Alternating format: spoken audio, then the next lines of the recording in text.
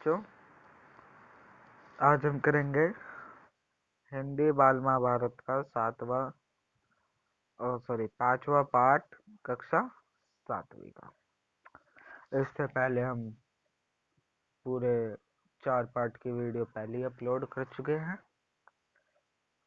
तो हम चलिए शुरू करते हैं। विदुर पाठ का नाम है विदुर। क्या है पढ़ते हैं। आपने इससे पहले पढ़ा है कि राजा शांतनु जी थे, उनके बेटे भीष्म पितामह थे। फिर उनकी दूसरी साथी हुई, उनका नाम था सत्यवती। सत्यवती के 2 पुत्र हुए। 2 पुत्र हुए विचित्र भी है, और एक और पुत्र जो उनके मारे गए थे। और उसके बाद उन्होंने क्या बोलते हैं, उन्होंने जो शादी की तो उनके 2 पुत्र हुए, धृतराष्ट्र और पांडु। और धृतराष्ट्र के पुत्र हुए कौरव, और पांडु के पुत्र हुए पांडव। अभी हमने इतना पढ़ा है। पांडव मतलब 5 जनों का ग्रुप को हम क्या कहते हैं, पांडव। और इसमें 5 कौन कौन था? अर्जुन, युधिष्ठिर, भीम, नकुल, सहदेव। इतना हमने अभी पढ़ चुके हैं। इसके बाद हम आगे पढ़ते हैं। विचित्र भी है कि रानी अम्बलिका की दासी की कोख में धर्मदेव का जन्म हुआ। वही आगे चलकर विदुर के नाम से प्रकाशित हुआ।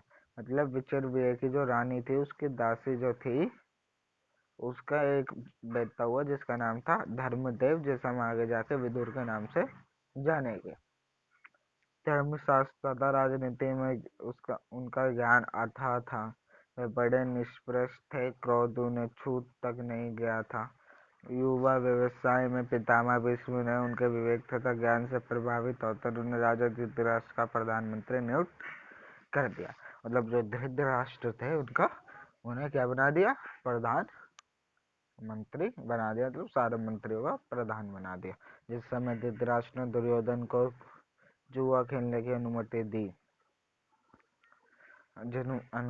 विदुर ने धृतराष्ट्र से बहुत आज्ञापूर्वक निवेदन किया, राजन, मुझे आपका यह काम ठीक नहीं जांचता। इस खेल के कारण आपके बेटे में आपस में भेदभाव बढ़ेगा, इसे रोक दीजिए। धृतराष्ट्र विदुर के बात से प्रभावित हुए और उन्होंने अपने पिता दुर्योधन को अकेले में बुलाकर इस कुचाल से रोकने का प्रयत्न किया। बड़े प्रेम के साथ वह बोले, गांधारी के लाल। अब यहाँ पे जो गांधारी के लाल मतलब धृतराष्ट्र की पत्नी का क्या नाम था? गांधारी। गांधारी किसका नाम था? धृतराष्ट्र की पत्नी का नाम था गांधारी के लाल विदुर बड़ा बुद्धिमान है और उसने हमेशा हमारा भला चाहता आया है। उसका कहा मानने में हमारी भलाई है। बत्तीस जुआ खेलने का विचार छोड़ दो। विदुर कहता है कि उससे विरोध बहुत बढ़ेगा और वह राज्य के नाश का कारण हो जाएगा। छोड़ दो इस विचार को। मतलब यहाँ पे धृतराष्ट्र अपने बेटे दुर्योधन को समझाते हैं और कहते हैं कि ये जो तुम्हें जुआ खेलने जा रहे हो, इसे छोड़ दो। क्योंकि विदुर जो गांधारी का पुत्र है, मतलब जो मेरे पिताजी कौन, विचित्र विया की रानी अम्बलिका की जो दासी है, उसका पुत्र, उस दासी का क्या नाम है? गांधारी का जो पुत्र है, उसने हमें ये कहा है। धृतराष्ट्र ने अपने बेटे को सही रास्ते पर लाने का प्रयत्न किया, किंतु दुर्योधन ना माना। वृद्ध धृतराष्ट्र अपने बेटे से बहुत स्नेह करते थे और अपनी इस कमजोरी के कारण उसका अनुरोध वह टाल ना सके और युधिष्ठिर को जुआ खेलने के लिए नोटा भेजना ही पड़ा। धृतराष्ट्र पर बस न चला और विदुर युधिष्ठिर के पास गए और जुआ खेलने को जाने के लिए प्रयत्न किया। युधिष्ठिर ने विदुर की सब बातें ध्यानपूर्वक सुनी और बड़े आदर से साथ बोले, चाचा जी मैं ये सब मानता हूँ, पर जब काका धृतराष्ट्र बुलाए तो मैं कैसे इनकार करूँ। युद्ध या खेल के लिए बुलाए जाने पर ना जाना सत्य का धर्म तो नहीं है। मतलब मुझे चाचा ने बुलाया तो मुझे जरूर जाना पड़ेगा।